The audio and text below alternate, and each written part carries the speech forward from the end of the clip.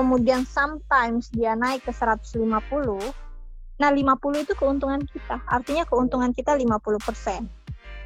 Kalau dividen sendiri itu 1 tahun sekali. Jadi kalau kita beli nih perusahaan yang udah mature, kayak Unilever, HM Sampurna, mungkin cowok-cowok yang biasa ngerokok.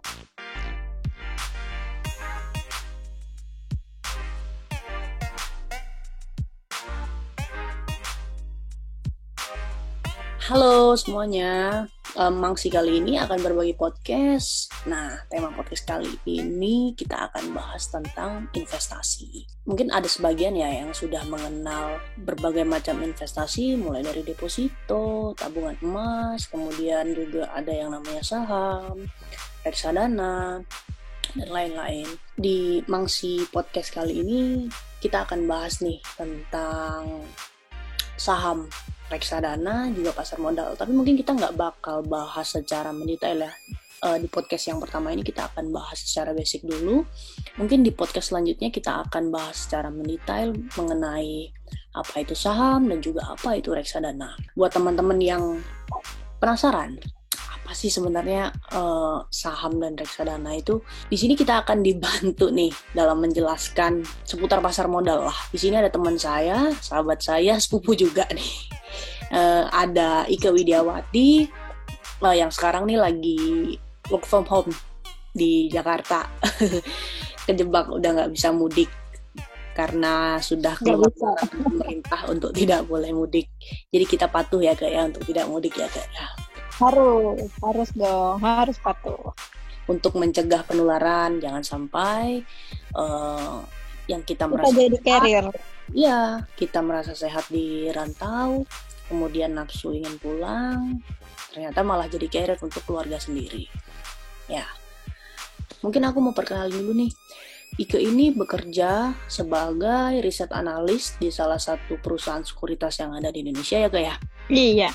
Gimana perusahaannya, masih jalan? Masih dong, harus. Walaupun dengan kondisi market yang crash seperti ini, harus tetap survive. Oke, mantap, demi cuan. harus. Oke. Gimana nih kondisi di Jakarta?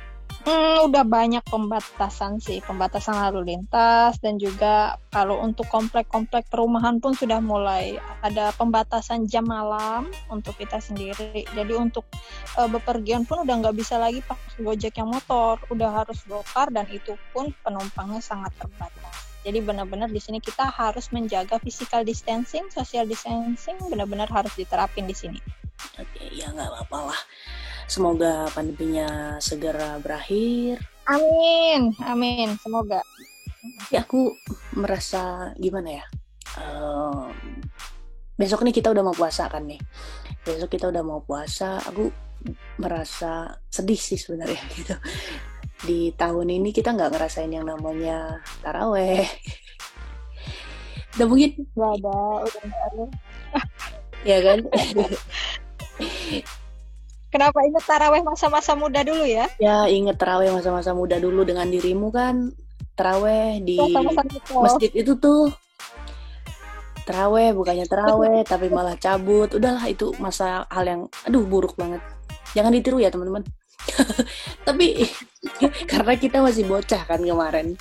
Karena kita dulu masih bocah. Tahun berapa itu? Tahun 2000. Tahun 2000 berapa? 2003, 2004-an lah, sekitar gitulah. Ya, kita SMP nggak sih? SMP atau SD ya? Oke, lanjut. Oke, kita fokus, kita mau bahas saham di sini, bukan nostalgia masa kecil. Nah, oke. Mungkin bisa bantu nih menjelaskan apa sih sebenarnya pasar modal itu. Mungkin Ika bisa menjelaskan secara lebih singkat, jelas, dan padat. Deh. Kalau untuk pasar modal sendiri adalah tempat kita transaksi antara orang yang punya modal dan orang yang membutuhkan modal. Nah, di dalam pasar modal itu ada 2 produk, satu saham dan juga obligasi. Kalau untuk saham itu adalah surat berharga yang berbentuk kepemilikan perusahaan. Kalau obligasi adalah surat utang. Nah, Kalau obligasi itu tadi kan surat hutang ya. Itu Iya. surat hutang apa sih? Surat hutang perusahaan kah atau apa? Obligasi itu sendiri surat hutang, jadi bisa diterbitkan oleh negara, obligasi negara, atau juga perusahaan. Jadi misal kayak PT Astra, Unilever itu mereka juga bisa nerbitin obligasi. Beda ya antara surat hutang dan surat kepemilikan tadi ya. Nah, di sini kita akan bahas dulu tentang saham atau surat kepemilikan perusahaan ya, Kak ya. Nah, kemudian ada saham, ada juga reksadana, ya kan? Sebenarnya saham dengan reksadana itu beda nggak sih? Produknya sama, cuma kalau saham itu kita yang punya waktu, kita bisa beli sendiri. Kalau reksadana itu adalah sama, dibeliin saham juga, tapi orang lain yang ngelola. Jadi kita ngasih duit ke mereka, dia yang ngelola, dibeliin saham apa itu mereka yang milihin gitu. Jadi kita terima beres. Oke, berarti kita punya manajer pengelola ya kalau untuk reksadana. Iya, manajer investasi namanya.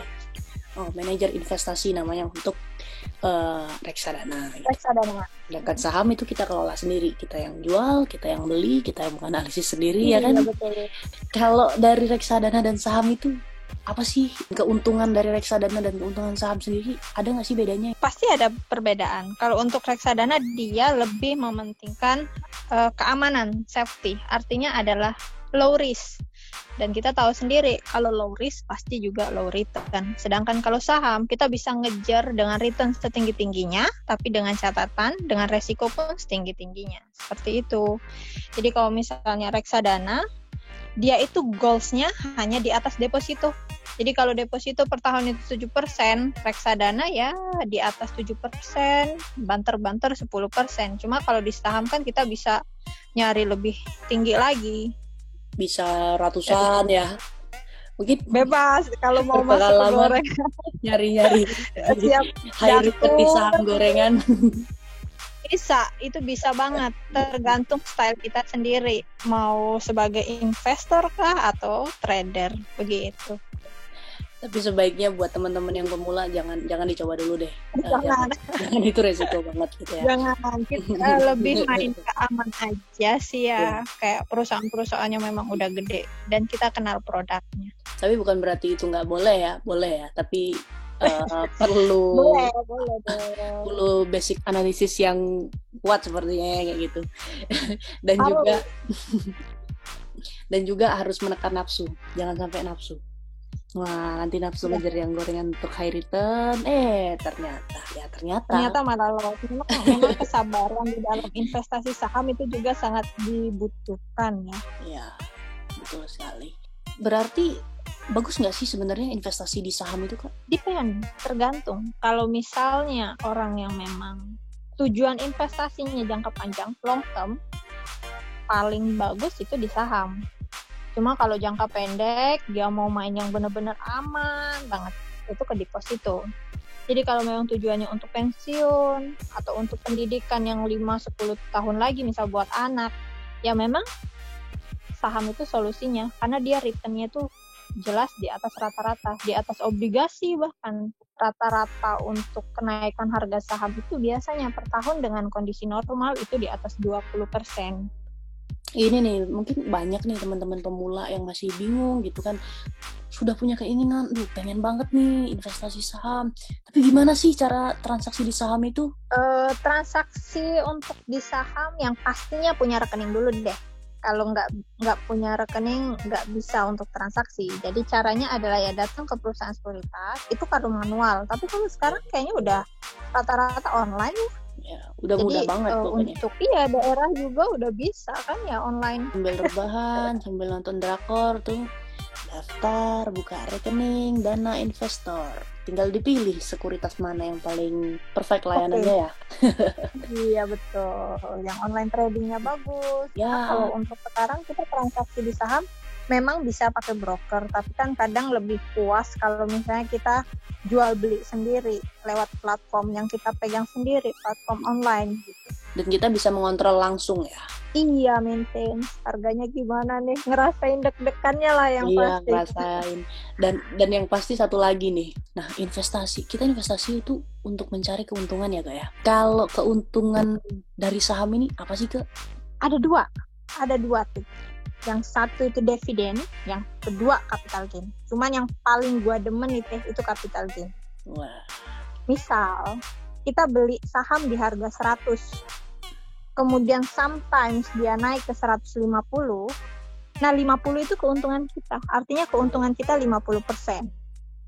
Kalau dividen sendiri, itu 1 tahun sekali.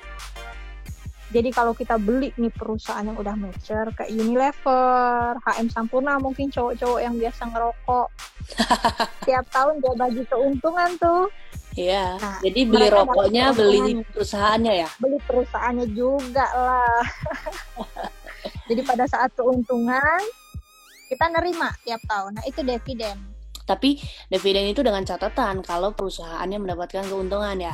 Iya, betul. Makanya kalau pilih perusahaan, harus perusahaan yang kita tahu produknya. Likuiditasnya bagus. HM Sampurna udah pasti untung, bro. Udah pasti untung kalau HM Sampurna mah. Bentuk dari dividen itu apa sih, ke dividen yield itu?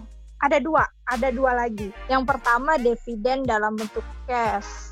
Jadi dibayar nih kontan. Yang kedua, dividen dalam bentuk stok. Jadi kita ditambah lagi kepemilikan sahamnya.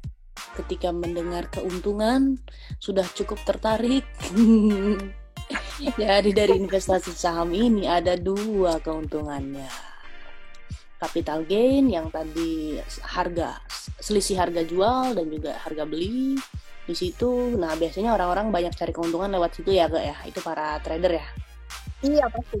Iya, trader pasti ngincernya capital gain. Kalau dividen yield itu biasanya ada yang setahun sekali, ada yang setahun 2 kali ya. Kalau yang setahun 2 kali betul. Itu BRI tuh. Kalau 18 ya? BRI memang rata-rata 2 kali. BRI saya dapat 2 kali itu kemarin. Lumayan banget. Wah, lumayan banget itu buat beli 2 kali Indomie untuk 1 minggu. Ya kan? Oh, kalau beli Indomie kita beli ICBP, beli Indofood dong. Iya. Beli perusahaannya juga. Makan Indominya, beli perusahaannya.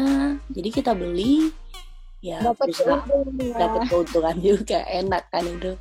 Oke, tadi kita udah bicara soal apa itu saham, pasar modal, reksadana, gimana transaksinya. Nah, terus juga ini nih, mungkin belum banyak teman-teman yang tahu ya, terutama nih bagi para teman-teman yang pemula. Kenapa sih dalam istilah saham itu disebutnya investasi tuh, bukan tabungan, bukan juga sekadar transaksi biasa, itu gimana itu? Karena makna tabungan kan uangnya nggak akan bertambah. Cuma kalau kita investasi, kita ada ngeharapin bahwa uang yang kita simpan nih bakal terus tumbuh. Jadi sometimes anak kita sekolah butuh dana berapa ratus juta, tapi tanpa kita menyimpan uang sekian ratus, uang itu udah cukup di kemudian hari, 5 tahun lagi dengan kenaikan saham itu. Karena kan returnnya gede kalau di saham. Tapi dengan catatan ya, balik lagi, high risk, high return. Jadi memang kalau mau dapat keuntungan yang besar, ya harus bersedia juga nih dapatkan risiko yang besar. Makanya itu kita harus memperdalam ilmu analisis, harus memahami fundamental dari perusahaan yang akan dibeli ya. Iya dong, jangan sampai kita beli ternyata perusahaan itu produknya nggak laku di market, di pasar gitu ya. Dan juga ternyata perusahaan ini adalah perusahaan rugi. Jadi perlu banget namanya kita melihat kondisi perusahaan yang akan kita investasikan. Iya. Kan kita sama aja beli perusahaan. Ya, mungkin mulai bisa belajar dulu dari membaca laporan keuangan perusahaan tersebut ya, Kak ya, sebelum membeli sahamnya ya. Atau paling mudahnya kita lihat deh produknya apa. Misal kayak Unilever. Kenapa kok kita beli Unilever? Rinso, Lifebuoy, Pepsodent. Kita dari bangun tidur sampai mau tidur lagi kita pakai produknya dia, dan dia adalah leader. Ya, satu lagi tuh produk dia yang paling laris, yang semua pakai, cewek, cowok, tua, muda, Pond's. Mau yang kalangan menengah, bawah, menengah atas pakai. Iya, banyak banget produknya Unilever itu. Dan produknya tidak termakan oleh waktu. Ini disclaimer on ya. Disclaimer on. Ini bukan promo ya pokoknya. Bukan promo, saya bukan agen dari Unilever. Saya bukan. Kita bukan agen dari Unilever. Apalagi sekarang kan nih Unilever juga kan udah stock split dan harganya bisa lebih murah. Teman-teman bisa beli daripada yang dulu. Sekarang harganya jauh lebih terjangkau daripada yang dulu yang tinggi banget. Iya, tolong dong investor relation-nya Unilever lihat kita. Iya. Iya, jadi kalau kalian sudah punya satu lot, itu kan batas paling terkecilnya saham. Kalian tetap punya hak buat datang ke rapat umum pemegang saham, yo. Bareng-bareng pakai jas, keren. Ke hotel gitu, gala dinner, ya banyak banget lah di situ. Walaupun ya kalau ditanya sama orang punya berapa lot, ya jangan bilang juga kalau punya satu lot gitu kan. Yang penting ikut gengsinya. Ikut aja.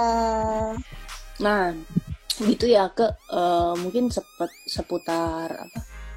Secara umum lah gitu gambaran tentang apa itu pasar modal saham dan reksadana gitu ya.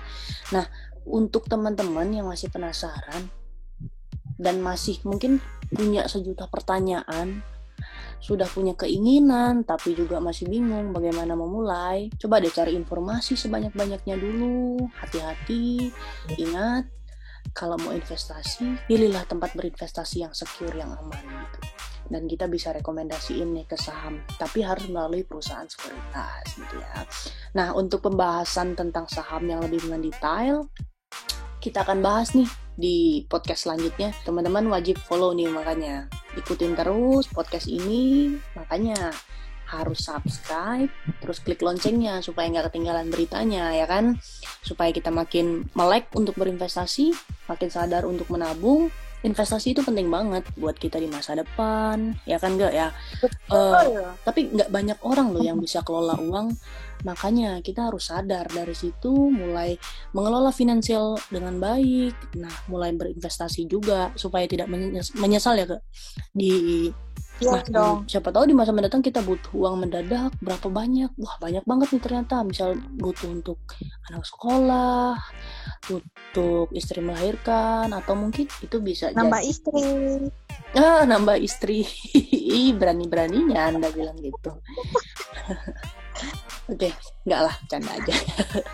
Ya gitu dulu ya teman-teman untuk podcast pertama kali ini tentang saham. Jangan lupa untuk ikutin terus. Kita akan ketemu di podcast selanjutnya. Terima kasih Oke, terima kasih kita. Di podcast selanjutnya akan ada ikut lagi ya. Oke, siap. Saya mah sangat terharu ya untuk diundang di acara ini. Sentil juga nih. Oke gitu ya teman-teman, terima kasih kalian yang udah nonton. Jangan lupa untuk di like. Semoga informasi ini bermanfaat dan juga teman-teman semakin termotivasi untuk segera berinvestasi. Terima kasih, salam, bye.